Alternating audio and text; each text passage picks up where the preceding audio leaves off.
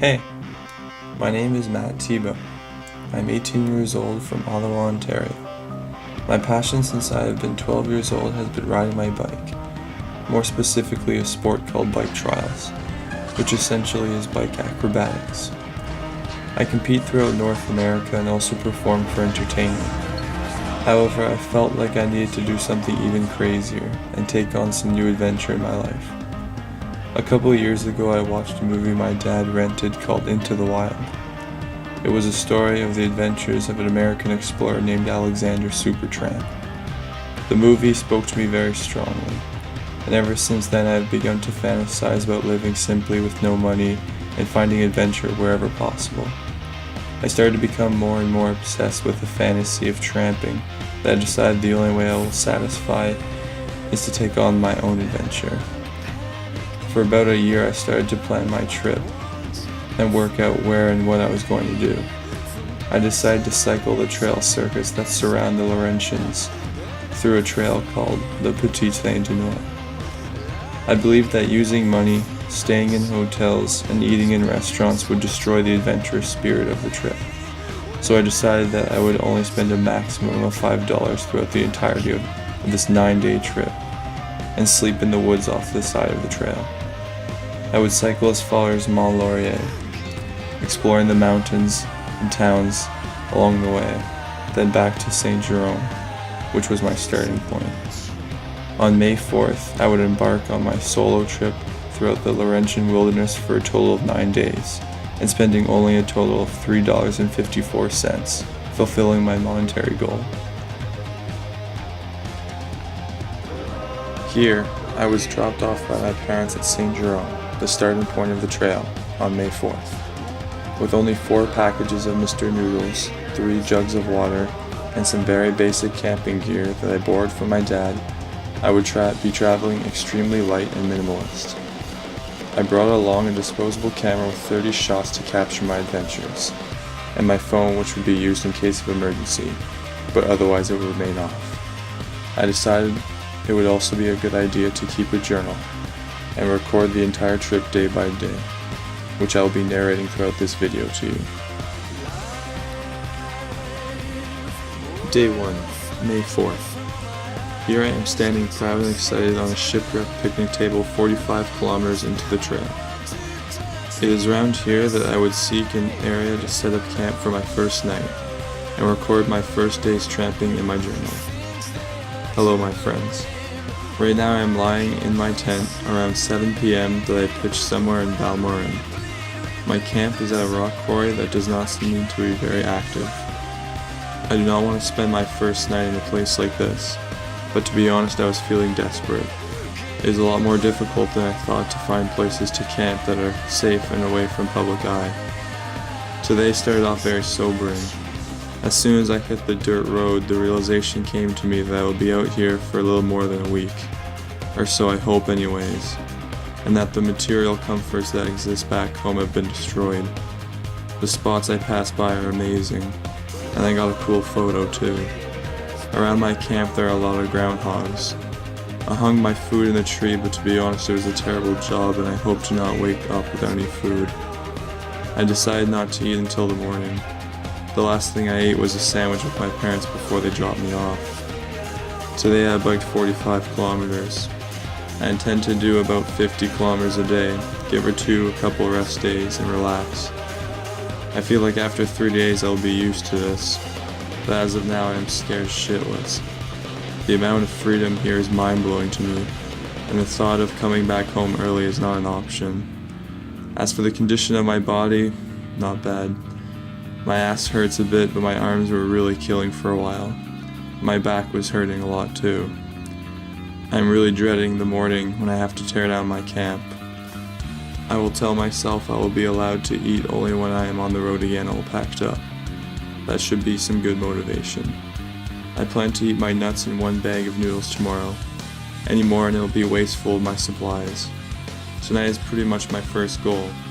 If I can have a successful night out here, my confidence will really go up.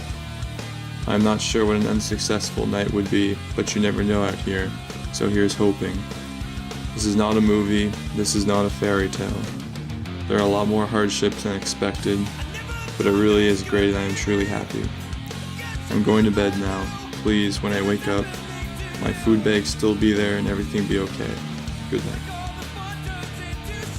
Day 2, May 5th. Yo, last night I slept great, and the craziest feeling in the morning was how quiet it was forever it seemed.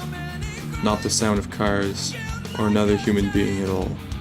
I was really dreading packing up all my gear, but it was actually a very cool feeling. All my gear and food was okay in the morning, and I felt great. I got back on the road again and continued on the trail. Eventually I came across a massive landslide that completely destroyed the crossing. I had to climb up the mountain with my bike and gear, which weighed a ton, then pretty much tumble and fall all the way down to the bottom, but I made it across. I finally made it to the town of St. Agathe, and was talking to a man, and he said that the trail is completely covered in snow up ahead and near impossible to pass on a bike. I kept going anyways because I didn't care. Sure enough, I hit a ton of snow. I ended up pushing my bike for about half a kilometer. Snow was about half a foot deep, but it wasn't too bad walking. Nothing is impossible if you have the will to do it. Right now I am stopped by a river to bathe and wash my hair. I still have only eaten half a bag of nuts. Tonight I plan on eating a package of noodles. I will have 3 remaining. I am going to get back on my bike and continue traveling now. I will get back to writing to you tonight, since it is only about 11 a.m. and I still need to find a place to crash for the night. Talk later. Hey, so I'm back. It's around 5 p.m. now, and earlier today I stumbled upon a campground that is absolutely massive and completely empty. I looked around for the staff, but no one is here. Not a soul. I will stay the night in this crazy place. I did, however, come across someone here, a man and his son. They are staying the summer here in an RV. He told me that the campground is not opened yet, and that he lives here seasonally, but he called the owner and prepaid to camp earlier. The man was extremely friendly, and he invited me to his camp. I helped him move his table around and we began to talk.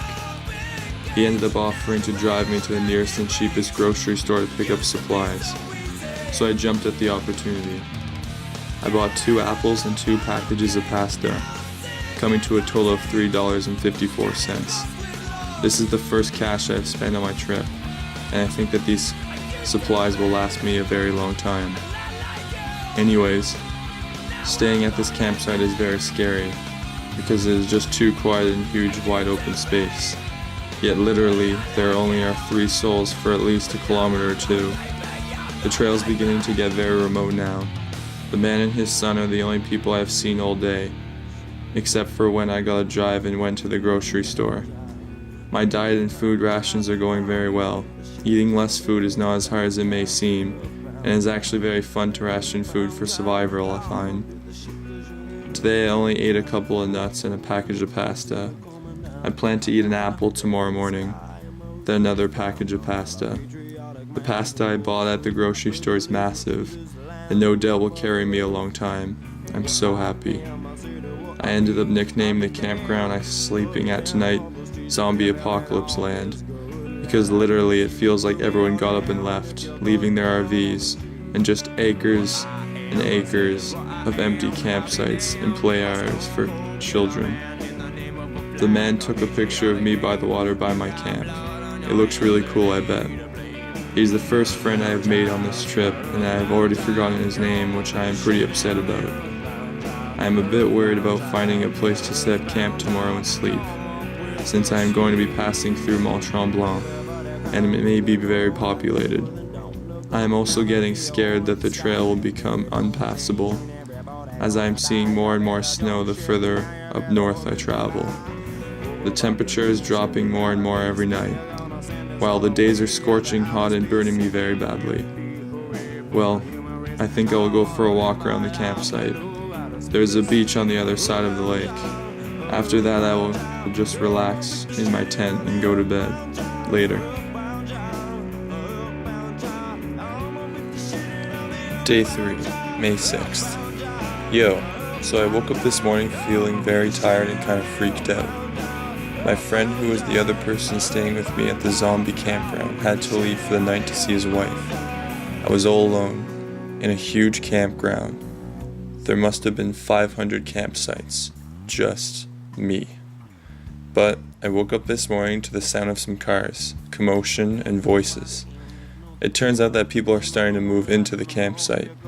The campsite is open for business. I did not want to stick around any longer to meet the owner of the campsite and get slammed with the fee for the night or worse. I packed up my stuff real fast. I biked down to the exit, but I had a problem. They put up a gate that was about handlebar height high and locked at the exit. I also saw what had to be the owner at the booth talking to a customer about 20 feet away. Without thinking, I went super fast and threw my bike with gear over the gate, then jumped myself over. I got on the bike and sped down towards the trail without being stopped. Nice. After that, I pretty much biked all day from there and started to get really tired and drowsy. At about 1 p.m. I started to bike through what seemed to be like desert conditions, with only fields for what seemed to go on and on forever. Horses ran free in the fields by the farms, and they were great company along the way. But it was boiling hot, and I was all out of water now. Hungry, tired, thirsty, and sunburned, I started to think about heat stroke, but I knew I had to push through, so I did. Eventually it came to an end after about an hour, and I came across a small town. I was so happy. I stopped into a Tim Hortons and refilled my water in the bathroom.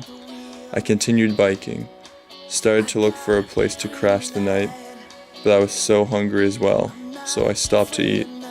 I ate my apple and had a package of Mr.Noodles. I made the decision that when I hit a small town of LaBelle, I would stop again at a grocery store and replenish supplies. Once I hit LaBelle, I saw a store that looked very touristy. Thirsty, I went in anyways to refill my water jugs. I could not find a bathroom inside though, so I asked the man at the counter if he would mind to fill up the jugs from his tap. He was very nice and agreed to fill them up without any questions. I said thanks and sat down in the shade on the chair to rest and drink some. He started asking me if I wanted to buy some food, and then he had some really good burgers and sandwiches. I was starving, but I knew that I had to stay true to my goals, and his food was definitely expensive and would not last me. Out of curiosity, I asked him how much it would cost, and he said that it would be $10 for a plate. I told him that I would love to, but I cannot spend that much since my goal is to only spend $5 on my trip. He started trying to convince me to buy a plate, and told me he would make a sandwich right now for me. I thanked him for the water and his kindness, but refused his offer and asked where I could find the nearest grocery store in LaBelle. He said that LaBelle only has his restaurant and a convenience store down the street, since it was such a small town. What a load of shit. I told him I'm very thankful for the water, but I'm not so stupid to believe that he supplies the town with food along with the convenience store. That's just retarded. He realized how dumb he sounded, and began to understand my situation. He apologized to me, gave me a fresh loaf of bread, and told me that a grocery store was down the road. Sweet, free food. I guess now I don't have to go to the grocery store anymore. I continued biking down a very remote path until I finally hit some asphalt roads. The dirt roads are so much harder to ride and take up a lot of my energy. I went super fast through it, but even though they are paved, they are still extremely remote, and after a couple of hours alone it started to get to me. I started playing games like screaming as loud as I can for echoes, and singing songs that I normally hate, but I can't seem to get out of my head. I think the silence has finally driven me mad. I have begun talking to myself on a regular basis now, carrying on conversations in different voices to mimic another person for fun. Impersonations have become a fun pastime while riding for me, and I catch myself talking in English or Scottish accents, mocking people like Bear Grylls from Man vs. Wild. I've definitely been alone for way too long. I ended up setting camp in a quite dense bush, which has always scared me, somewhere in Laurentian. Tomorrow I plan to bike Mont-Laurier, which is the end of the Petit Train du Nord trail circuit. I'm worried about camping in Mont-Laurier though. because I'm not sure if it will be well populated or not. Whatever. I sure hope me and my food are safe tonight. Good night. Day 4, May 7th. Hello. Today I woke up and pretty much hit the road right away after packing up camp. I biked pretty far, then decided to have lunch. Pasta with some bread that guy gave me. After that I continued and came across a launching dock. I washed my hair and shaved. A lady was standing there and noticed me. I told her I was camping and tramping around. She thought it was really cool. She told me not to drink the water I was in, because it was really polluted apparently. She gave me some crackers and water. It was great. I continued, pretty excited to get to Mont-Laurier since it's the furthest north I will get. I was on some very remote land and it seemed like everyone had a guard dog. I was getting worried where I could sleep. Finally I made it to Mont-Laurier. Once I got to Mont-Laurier, I took all my photos. There was a restaurant I came across. I sat down and asked if I could refill my water jugs. Kinda worried that the same thing happened in La Belle might happen here. The guy said sure, and asked where I am coming from. I told him Ottawa, and now I'm going to be heading back soon and looking for a place to crash the night.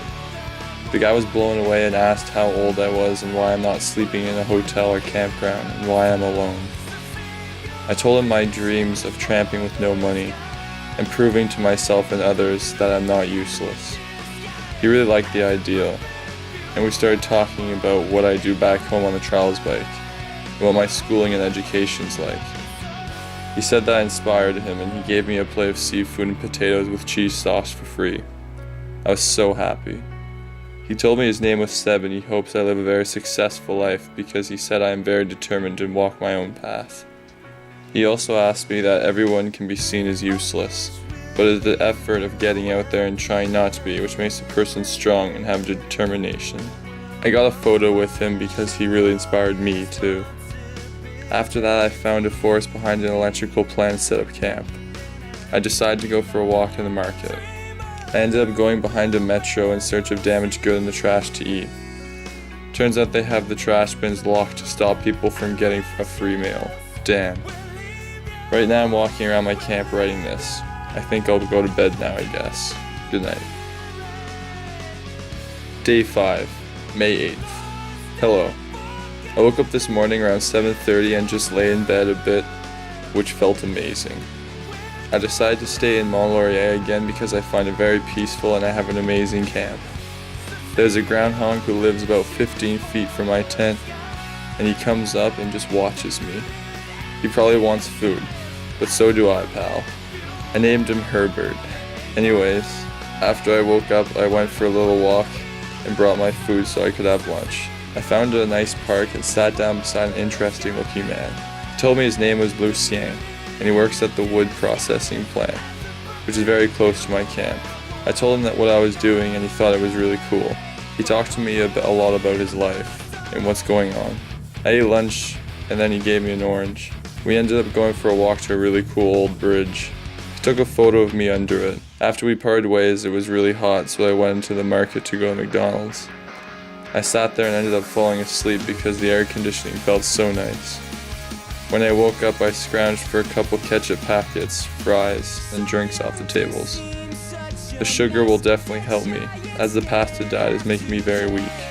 I started to watch everyone who walked in and out the restaurant, and realized how much excess we live in. I watched all this massive people eat 2 Big Macs with large fries and drink, texting their friends with one hand while surfing Facebook with the other on their laptops. I know we have all done it at some point, but it really started to bother me. Whatever happened to the element of danger in our lives? We are not meant to eat this much and be this sedated on a daily basis. No wonder everyone's depressed, on drugs, and involved in crime. We have completely eliminated the element of fear and danger from our everyday lives, which is at the heart of every being's soul. People have fallen into these traps that the law and society have created, which really took all the fun out of life. Work at the job you hate, to pay the people you owe money to go on living the life that you hate. It's a trap. I am tired of the world. I once heard a saying, "It is life near the bone that is the sweetest." It's so true. I guess what I thought about today in that McDonald's is I don't give a shit anymore what I'm supposed to do. I'm just going to have fun doing what I want to do. I'm just looking for a little adventure because I can't find what I'm looking for in the city. Right now I'm laying in the sun in my camp. I think I may stay another night here in Mont-Laurier actually, making it 3 nights. Not sure. But I will be back Sunday at the latest. Night. Day 6. May 9th. Hi, I am currently rained in at the moment. I am writing this inside my tent while a big thunderstorm is happening. Anyways, I woke up today in Mont-Laurier and just had the feeling I had to move on. My plan was to stay another night there, but I was missing the road. I am returning to St. Jerome on the 12th to be picked up by my parents. All of last night it rained, and then I woke up in Mont-Laurier and it was raining really hard. I packed up in the rain. It was kind of fun actually because I had to go super fast to beat the rain, which was a good challenge. I decided to have my meal for the day in Mont-Laurier so I wouldn't have to stop in the rain to eat. I pulled over under a gazebo thing and put my bike under. There were only picnic tables outside though, so I just cooked and ate from the floor of the gazebo and scarfed down some plain pasta like an animal.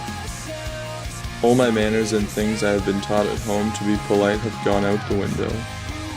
I still have a lot of pasta left, which is awesome. The bread and the pasta will definitely carry me the last 3 days of my trip. After I ate, I went to the IGA grocery store and refilled my water. I also gave myself a sponge bath from the sink and shaved, since it's too cold outside today to bathe in the lakes. I walked around the store a bit but left after walking by the bakery and seeing all the cakes. I set my bike up and put on my raincoat and long pants and hit the road back to Naminingou in the pouring rain. I have to admit, that does not sound very fun, but trust me, it was. I was riding really fast and the thunder was so loud. Nothing's going to stop me. I have some really intense singing jams on my rides now.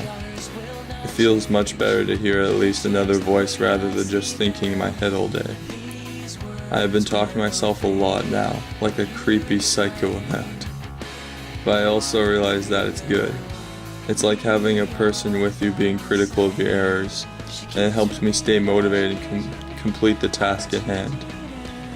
I think my impersonations are pretty hilarious, and I started laughing hysterically at my own jokes, which I realize is pathetic. I've also gotten pretty bored of just riding my bike for hours in a straight line, so I am doing some pretty funny tricks while riding. I was doing no hands and one foot for a while down hills. Then I tried lying down on my bike with my feet on the handlebars, which I named the Lazy Boy. Eventually I arrived in Namining and went back on my old camp and locked my bike to a tree. I was kind of early and didn't feel like setting up camp just yet, so I went for a walk around the golf course across from me. It was really nice to relax and watch some people play golf, even though I don't like golfing at all. It started to rain again, so I went back to my camp to set up my tent and tarp. Once all my gear was safe and camp was set up, I still wanted to be outside, since it's boring just laying down in my tent. I started carving my name into a tree by my camp with my knife, which actually took a decent amount of time. I think I will take a picture of it in the morning. It looks awesome. After I was done, I lay in my tent. I started thinking about how the hell I have managed to stay out here for so long, when everyone kept telling me it's going to be so difficult and so scary. Yes, it's difficult, and yes, it's scary at some points, but that's life. It's all about mind over matter. I have been eating 1 bowl of pasta a day and I'm cycling 50 to 70 kilometers daily. I'm not doing this because I'm forced to. I can go down a couple of kilometers and find a Subway. I could have a nice meal. I could spend the next remaining nights in a nice hotel telling myself that I earned it. But where would the true fun and accomplishment be in that? I simply feel this trip is pointless if I don't simulate other forms of mind over matter tests. For example, I'm in no way in shape for this trip physically. That's just reality. I do not train any amount of distance, and the bike I ride every day back home has no seat or gears. I've also never camped alone in my life for more than 1 night, yet here I am, 1 week on my own. If you have the will to do something, anything is possible, no matter what anyone else says. This experience has changed me forever, and taught me that I can do whatever I put my mind to, and the idiots who tell people that can't achieve their dream are just cowards. Don't ever label someone or tell them what they can and can't do. Night. Day 7, May 10th. Yo. Well, it's officially been 1 week out on the road and camping out. Feels pretty cool. Just 2 more days left of the trip. It went fast. So last night around 7 p.m. it stopped raining, so I decided to go for another walk. When I got out of my tent, I saw 2 deer just staring at me. For some reason I had my camera in my pocket, so I took it out and snapped a picture of both of them. I hope it turns out. They were a little far, but right in the center of the shot. It was really cold and windy this morning. I put on pretty much all the clothing I had packed, but I didn't bring any gloves. My hands were freezing cold and too painful to ride with. The north gets really cold at night and morning, and then hot in the day. I couldn't ride anymore because my hands were too cold, so I decided to stop somewhere to eat and warm my hands up on the stove while it cooks. I boiled some pasta and ate it, and then they felt better. But then I went out back on the road and they started freezing again. I needed some gloves or something. Sure enough, I came across a pair of workman's gloves just laying on the road that fit me and were incredibly warm. That was really weird. I've started taking an interest in collecting things from this trip as souvenirs. I ripped a north sign off a pole. It's pretty awesome. Then later on I found a knife on the side of a trail, carved handle and all. Later I had a really nice nap on a rock beside some rapids, then just watched the clouds go by. I continued biking and hit LaBelle again. I came across something I had missed last time I passed by. A huge abandoned factory that looked something like out of a horror movie. I took pictures on my phone real quick because my disposable camera was out of shots. I am going to spend the night in this surreal place. The structure creaks and seems like it will fall any second, which is really creepy. Of all places I had to pick to sleep, why here? I guess it's the curiosity in me. I set up camp and lay in my tent while it rained. At least the factory gives me some shelter. I started thinking about how much I missed my parents and friends. I also missed the feeling of having a place. This entire trip I have been mostly alone, and it's fun, but you start to feel very alienated from the world, almost invisible. I meet people along the way, but only for a short time, and they are also hesitant to open up to strangers, especially a dirty-looking hobo like me. Anyways, I really hope tonight I can sleep well in this freaky place. I can't seem to get the thought of radioactive zombies out of my mind here. Good night, guys. Day 8, May 11th. Hello. Well, I'm lying in my tent at the moment and day 8 is coming to an end. Today was the most difficult day of the entire trip for me from dusk till dawn. I did not sleep very well last night in the freaky factory place. When I got up around 6 a.m. it was absolutely pouring rain, so I hung out in the factory for a while to wait it out, but the rain just kept coming down hard. I packed up my tent and my gear. When I finished I realized that I was completely starving, so I decided that I would eat here because I would at least have good shelter and have a comfortable meal besides the fact that it was creepy as hell. I turned an old workbench into a table to cook and eat off, and it was great. I noticed that I've become incredibly efficient at cooking pasta and scarfing it down ridiculously fast as well. When I finished eating and packed everything up, the rain was still going just as hard. A part of me wanted to lay down in the factory all day and not go out on the road in the pouring rain, but another part of me really wanted to, so I decided today that it would be another rain riding day, I guess. In about 5 minutes of riding, I was completely drenched head to toe with my rain jacket and long pants on. I needed to travel 65 kilometers today to reach my next camp in Valmorin, where I stayed my first night. What a nightmare this day was. I will never forget how painful it all was. First off, the roads were no longer paved. They were dirt roads. Because it had rained so hard, the paths had become complete mud and became flooded. The sun wasn't able to come out since the clouds covered it, so it was very cold and also very windy. Finally, this section of the trail was all uphill. Killing myself to ride up the hills in the wet, muddy, and cold conditions started to get to me, and I was yelling and screaming in frustration. I became exhausted and started to feel sorry for myself, and suddenly I lost all my motivation. I then started to think about how far I came, and realized this is my final test of mind over matter. I told myself out loud, it's time to nut up and shut up. I got back on my bike, put my head down, shifted into lowest gear, and just plugged away as long as I possibly could. I kept repeating that phrase to myself over and over again for motivation. It's time to nut up and shut up. Fueled from only one meal a day of plain pasta, I was feeling extremely weak. I started to tell myself if I can just get 5 more kilometers I could get home. Then after I did that, 5 more. Then just another 5. Then another one after completing each one. I noticed as I was getting close that I was going to pass near the campsite that was closed where I met my friend and I stayed at. Sure enough, when I passed through, I couldn't help but wonder to check out the booth. As I approached the booth, the man who I met and his son were there and ran up to me to say hi. I couldn't believe I was seeing them again. He was like, "Hey man, what's up? I've been talking about you all week, you crazy guy. Are you okay? You don't look so good." I talked to him for a bit and reassured him I was fine, which I was not.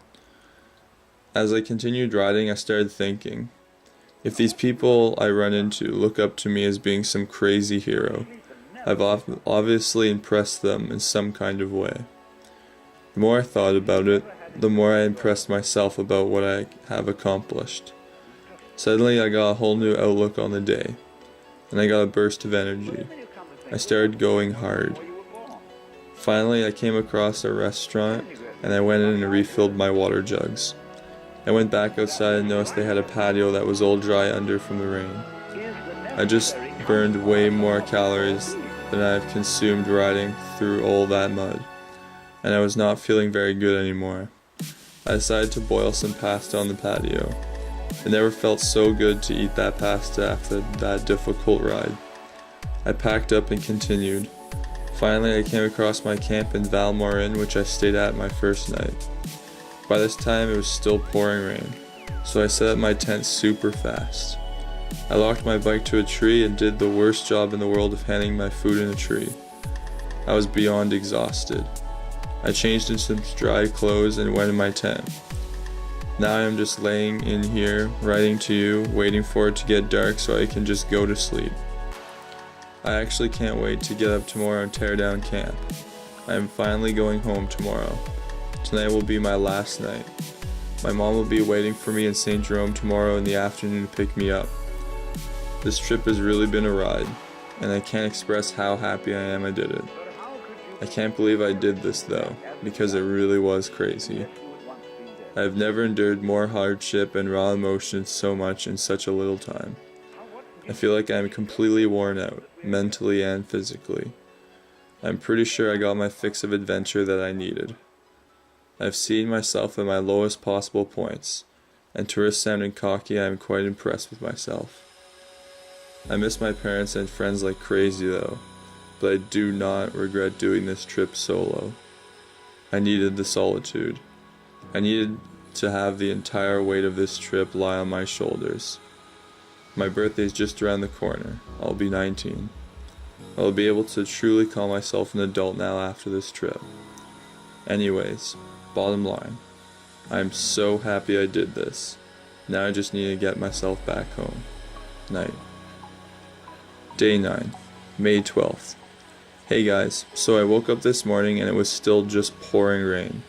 I had to travel 45 kilometers today, and then I would be back home. I packed up my tent and hit the road super quick and anxious to return home. Although it was pouring rain, today had a whole new atmosphere I felt. The whole trail was downhill now, and the views were amazing. I don't think I ever went so fast on a bike either. I was flying down the trail in the pouring rain singing. I finally came across the landslide that I had to climb around. This time things were different though. It seemed that another section of the trail completely gave away as well, making the gap even wider, at about 50 feet.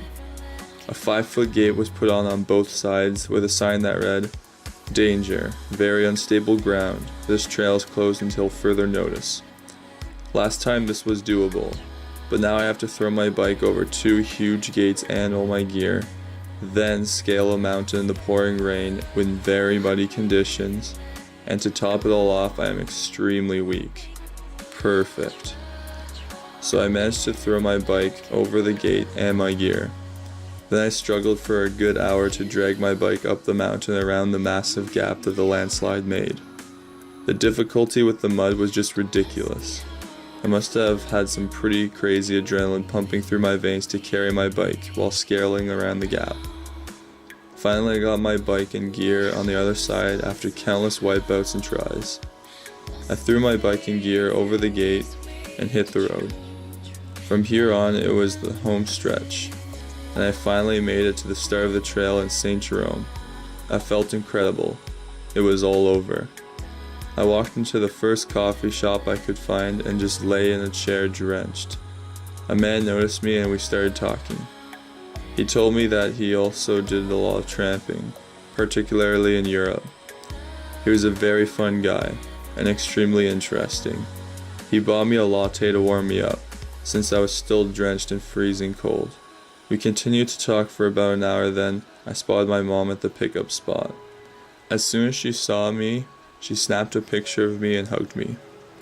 Now I am writing to you while I'm eating a burger and fries in A&W to celebrate my success. This trip has been amazing, and I would like to take this time to express some last thoughts of mine. A lot of people have the tendency to build a character plot for someone and they develop certain expectations of that person. The way I see it, this means you have decided a label for that person. Something you think you understand and you have everything figured out. The reality is, people are not so simple. I prefer to remain labelless, to be nothing. The moment someone builds a character plot of what they think my interests and values are, I have lost all opportunity to begin something fresh and new. My biggest hate is when someone thinks they know what I like and what I don't like, or what I can and can't do. I'm tired of the judgments and the fake egos, and the people who target others to take their insecurities out on. I feel like this trip was the ultimate form of my philosophy. No one thought I could do this trip of this magnitude because I was labeled as being lazy, unaware, weak, and childish by many. I'm not denying that I've shown these qualities at some points during my life, but the human mind is a powerful thing, and not everyone has only one self. I would like to think everyone takes on a different persona in different aspects of their lives. Another thing this trip has taught me is how much potential lies in the unknown. I have always struggled to find someone to turn when I am down and looking for motivation to keep going. I have found a lot of comfort in the thought of the unknown throughout my trip though. A lot of people are scared of the unknown, and usually only want certainty in every aspect of their lives. But think of this. If I knew for sure that this trip would be completely safe, and I would be successful, and knew exactly what hardship I would run into, would it really be fun? Would life be the same if you knew exactly what would happen every day? To me, that is just a life not worth living. Let's say every day for a week you have a bad day at work and you are feeling down. Who knows what could happen the next day though? Maybe you could have a promotion, win the lottery, maybe lose someone close to you. Maybe every day after for a month will be an amazing day, or maybe they will continue to be tough for a while. Being hopeful of a better day is important, but I think embracing the fact that each day you have no idea what could happen at all is the amazing part of life that keeps you on your toes and keeps me feeling alive. So I think that is the problem with the life of the city. There is too much certainty. The chaos of the wilderness and the fear is what the city life lacks. People need to live a little, and take chances that have substantial consequences every once in a while. It is life near the bone that is the sweetest. Well, that was my story of my 9-day adventure through the Laurentian wild, and some of my thoughts and philosophies on life that I developed during it. I really hope you enjoyed this video, and I also hope that you adopt some of my ideas into your everyday life to mix things up and get out of your comfort zone. Until next time, guys, goodbye.